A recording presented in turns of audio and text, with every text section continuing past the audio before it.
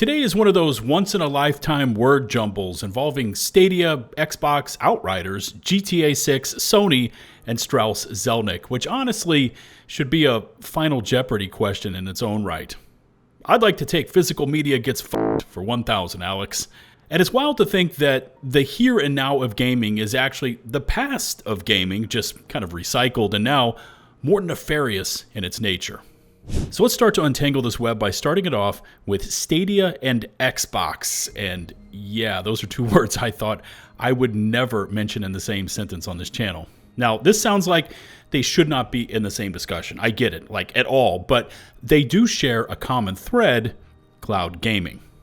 You see, Google's Stadia launched back in late 2019, and it was billed as a competitor to cloud services being offered up by other gaming giants. Yet 4 years later, it was dead and gone, prompting Google to issue full refunds for both hardware and software, which I've got to say is unheard of in today's gaming marketplace. But ultimately, it did fail due to lack of content and a very poor technological infrastructure.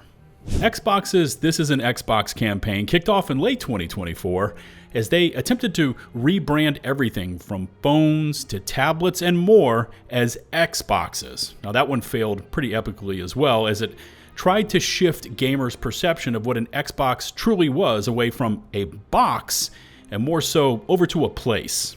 This Is an Xbox was axed when Asha Sharma took over, calling it something that didn't feel like Xbox, but here's the connection between Stadia and the now defunct Xbox program. They both tried to disconnect high-end gaming and gamers from traditional dedicated plastic boxes, instead pushing them to the cloud and bringing into the fold devices like phones, laptops, and smart TVs. Stadia failed because it didn't have the content and had very poor tech integrations. This Is an Xbox failed because it actually diluted the identity of Xbox, hurting sales of their consoles itself, because if you could play your games on, say, a TV or tablet you already owned, players then didn't feel the need to plop down hundreds of dollars for an Xbox console. Sony also has a version of the cloud gaming model known as the Portal, which has met with some success but actually mixed results, as it requires the top-tier PlayStation Plus premium subscription. And like all cloud gaming, results will vary based on your internet connection. Now, I've been on more than my fair share of cloud-based tech tests and demos, and as much as these companies claim their services are just as good as those hosted on local hardware, in reality, they never are. Input lag and latency are almost always there and present on some level. Video artifacting and lower visual fidelity is something that you will commonly experience as well, which is why gamers prefer to own the game on their side and to either have the disc or game downloaded to their hardware, to ensure the best possible performance and visual clarity. Not to mention, all of these issues compound and actually multiply when you throw into the mix multiplayer, because it's bad enough when you're trying to solo ace a PvE boss fight with quick time inputs and very specific counters and dodges that depend completely on timing, but when you then add in multiplayer, say in a PvP environment, and you've got all those inputs being calculated somewhere in a server farm and then sent through an internet connection to your TV or laptop. I'm not saying it's impossible to do well under those circumstances, but from my experience, it is far from ideal. In fact, sticking in that same vein of discussion when it comes down to multiplayer, I remember Stadia's woes when Outriders launched back in April 2021. Now, for those of you that remember the launch of that game, it was of course mired in tech issues from the day it went live, ranging from inventories being completely wiped all the way to server connection problems and so much more. However, one issue that really never got the headlines it deserved was that Outriders was available day one on all major gaming platforms at launch, including PC, PlayStation, Xbox, and Stadia, with multiplayer co-op also being a core aspect of the game. However, it took until late October 2021 before Stadia users could actually join in the co-op madness that was Outriders. And although I don't know how many or few players were playing the game on Stadia at that time, it couldn't have been much, limiting their matchmaking to an incredibly small pool of players for 6 months. Things didn't get any better for them once they did get into the matchmaking queues in October, because despite Outriders launching with over 125,000 players on Steam, by October 2021, when Stadia was eventually brought into the fold, those player counts had cratered down to just 1,400 players, and the game never recovered from there. Fast forward to the present, and we've now seen companies invest significant time and dollars into cloud gaming services, and the reality is none of these have been able to do what a local install can do in terms of performance. And for the most part, these things have been riddled with infrastructure and tech issues, making them difficult to engage with as customers. But sure, it sounds like the future where anyone can play anything, anywhere is pretty awesome. And I agree, but the reality is, outside of relying on a great internet connection, cloud gaming is also 100% reliant on that internet connection. And without one, or say a subpar connection, you may not be able to enjoy your games at all, at least if you attempt to play them through cloud services. But that is exactly the future that Take-Two's CEO Strauss Zelnick and Sony are pushing towards. It's a landscape where they first take away your physical discs and throw variable rate pricing at you along with layers of DRM. Then they push you over to digital only, where you can still download the game to your local device and hope for an offline mode if or when the internet connection to the servers is lost, to now commercial streaming, where we as gamers own nothing. We pay monthly subscription fees, and these companies can cut off our access to our games whenever they feel like it. And if this feels like it couldn't get any worse, it can, because it looks like GTA's CEO and Sony are in this together.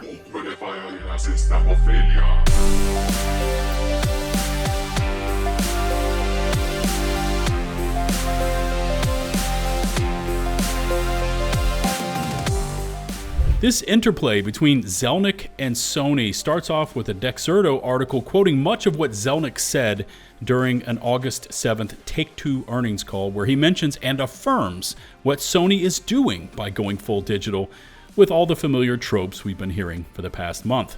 Quote, in most instances, you have to register online to play anyhow, so if you're already connected, who cares if you download digitally? It's all the same and it's much more convenient. He also went on to say this, so that's where the world is going in our opinion, and I think Sony understands that. Listen to that again. I think Sony understands that. We certainly understand that. It doesn't mean that we won't have physical editions now and then. I'm sure we will, in the same way that there's still vinyl in the recorded music business. But in other instances, it just won't make sense. So first off is his statement about registering online, and since, hey, you're already connected to the internet, you might as well download it all digitally. And it's important to mention that that was not a choice that was presented to us, the gamers. It's not like these companies reached out to us and asked us for our opinions.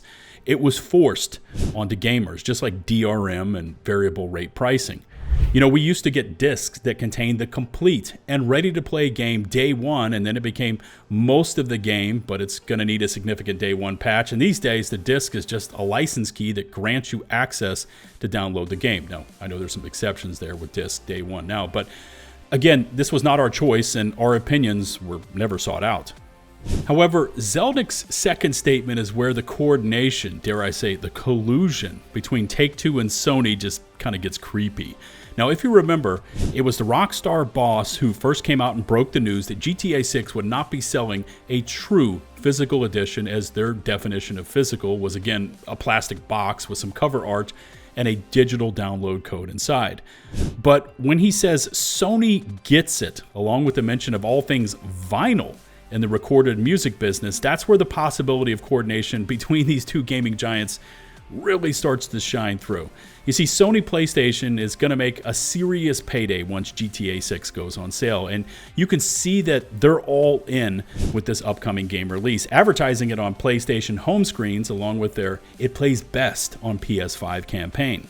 Now, I don't know if Zelnick actually mentioning vinyl here is more coincidence, or it could be possibly a slip of the tongue, but the fact that while the physical games backlash was in full swing, Sony decided to advertise, of all things, their brand new vinyl record player, and here Zelnick drops in the mention of vinyl during a response during a Take-Two investors call. Overall it screams more than just wild coincidence.